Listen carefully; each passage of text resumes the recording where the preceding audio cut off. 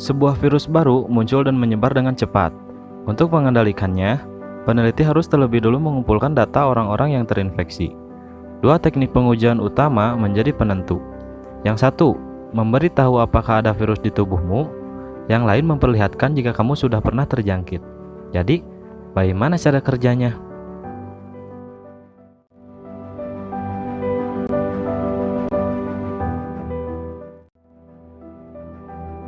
PCR atau pengujian reaksi berantai polimerase menyasar materi genetik virus di dalam tubuh dan digunakan untuk mendiagnosis seseorang yang saat ini sedang terinfeksi. Namun materi genetik ini mungkin ada dalam jumlah yang tak terlihat sehingga sulit untuk dilacak. Disinilah peran PCR. Tes ini umum digunakan untuk memperbanyak jumlah informasi genetik agar bisa diamati dengan mudah. Untuk mengembangkan uji PCR bagi virus baru, pertama-tama peneliti mengurutkan materi genetiknya atau genom.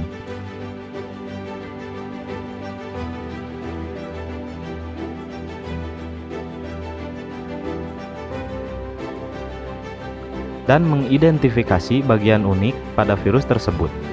PCR kemudian menyasar bagian khusus ini. Uji PCR dimulai dengan pengumpulan sampel. Bisa berupa darah untuk virus hepatitis, tinja untuk virus polio, dan sampel dari hidung dan tenggorokan untuk virus corona. Sampel kemudian dibawa ke laboratorium pusat tempat PCR dilakukan untuk menguji keberadaan genom virus. Informasi genetik dapat disandikan melalui DNA atau RNA. HPV menggunakan DNA, sementara SARS-CoV-2 yang menyebabkan COVID-19 menggunakan RNA. Sebelum melakukan PCR, RNA virus, jika ada, harus disalin terbalik untuk menghasilkan untayan DNA pelengkap. Peneliti kemudian menjalankan uji PCR. Jika sampel mengandung virus, daerah unik berisi kode genetik akan diidentifikasi oleh primer pelengkap dan disalin oleh enzim. Satu untai DNA menjadi ratusan juta, yang dideteksi menggunakan alat yang ditandai dengan tinta fluoresens. Jika mesin mendeteksi fluoresensi, sampel positif mengandung virus, yang artinya si individu terinfeksi. Di satu sisi, immunoassay memanfaatkan memori sistem kekebalan tubuh terhadap virus, yang menunjukkan jika seseorang pernah terinfeksi, immunoassay menyasar antibodi untuk virus tertentu yang dihasilkan oleh sistem imun semasa infeksi. Antibodi ini adalah protein khusus yang mengidentifikasi dan melawan substansi asing, seperti virus.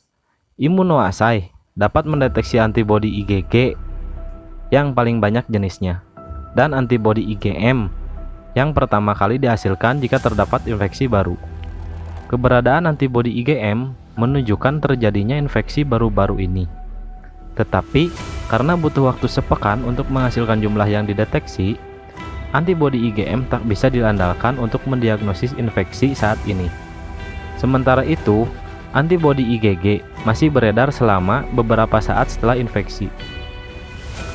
Keberadaannya biasanya mengindikasikan seseorang terinfeksi dan kemudian sembuh. Sebelum immunoassay, tenaga kesehatan mengambil darah dari seseorang. Sampel ini kemudian dipertemukan dengan virus yang ingin diuji. Jika tubuh pernah terjangkit virus tersebut di masa lalu, antibodi spesifik akan mengikat virus saat pengujian. Reaksi ini menghasilkan perubahan warna, yang mengindikasikan sampel positif dan individu pernah terjangkit virus. Immunoassay sangat penting saat diperlukan diagnosis surut pada orang yang terinfeksi, namun belum pernah dites. Ada yang menarik dari orang yang telah mengembangkan imunitas terhadap virus. Di beberapa kasus, plasma darah mereka dapat digunakan sebagai pengobatan bagi orang lain yang sedang perawatan. PCR dan immunoassay selalu dalam proses untuk menjadi lebih akurat dan efisien. Sebagai contoh, inovasi dalam PCR mendorong penggunaan perangkat pengujian mandiri yang dapat memberitahu hasil dalam waktu 1 jam. PCR digital yang mengukur tiap keping DNA sasaran menjanjikan tingkat akurasi yang lebih tinggi. Meskipun immunoassay sulit dikembangkan dengan cepat, peneliti di Singapura mampu membuat pengujian SARS-CoV-2 bahkan sebelum COVID-19 diumumkan sebagai pandemi. Pengujian ini bersama para ilmuwan yang mengembangkannya dan tenaga kesehatan yang mengelolanya. Ketika dikerahkan lebih awal, pengujian ini bisa menyelamatkan jutaan nyawa.